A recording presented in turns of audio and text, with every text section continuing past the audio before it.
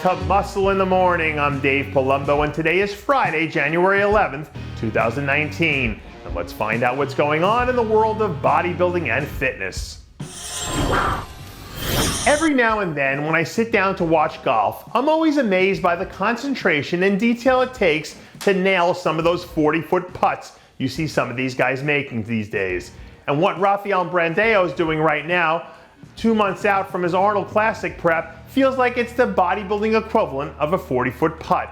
Earlier in the week, Raphael and his team released their latest round of updates where we can see the up-and-coming star starting to turn the corner down the second half of his Arnold prep. For me, Brandao is one of the real wild cards heading into this show because we honestly don't have any real idea of what to expect. So as things start to heat up over the next month or so, it'll be interesting to see how he responds to the pressure. In sports, it's the what-if moments that always seem to create the most excitement for the fans. And right now, in the middle of January, without a whole lot going on, it feels like the perfect time to bring up the what-if Antoine Valle gets it going again conversation. A few days ago, Antoine's camp released a surprise new update of the former Canadian national champ that shows one of the most enigmatic guys in bodybuilding looking like an absolute monster at 290 plus pounds. Word around town is that Antoine is as consistent as he's ever been in years in his training and his diet as well. So if Valle is ready to get back and be better than ever, I wonder if we'll see him bring this whole thing full circle by finally living up to his crazy genetic potential. As the old saying goes, first impressions mean everything. So why do I get the feeling that 4 months from now we're going to be hearing a lot of people talking about the first impression we got from soon-to-be rookie sensation Quinton Areia? Recently, a little birdie told me that the 2017 World Amateur Champ was in the early stages of prepping for his pro debut, which seems like it'll be something in the early spring, the way it looks now. At 285 pounds, Areia has deceiving aesthetics for a guy his size, and assuming he comes in and hits his mark, he might have a shot to break the top 5 his first time out, as long as he brings his very best.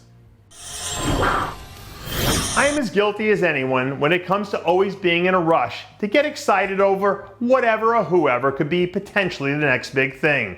But every once in a while it's nice to sit back and appreciate greatness in action, which is exactly why we're giving you this Angelica Teixeira update.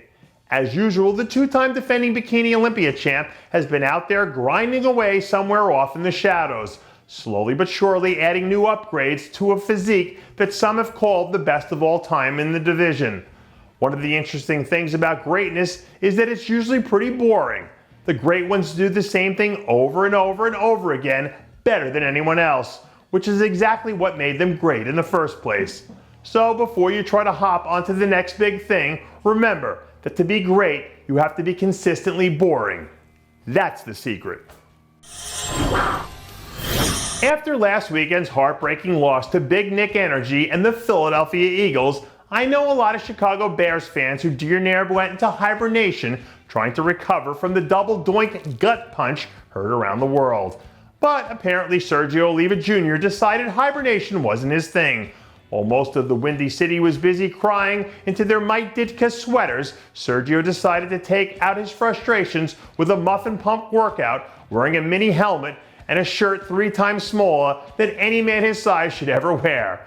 Now, even though Sergio's antics aren't quite as entertaining as Jordan Howard and Tara Cohn getting bottled up all game long by the Eagles' front 7, at least this gave Chicago fans something else besides replays of Cody Parkley banging balls off the uprights for a few seconds of sweet relief. And that does it for yet another edition of Muscle in the Morning. I'm Dave Palumbo, reminding you to always be true to your passions, and make sure to follow us on Facebook, Twitter, and Instagram.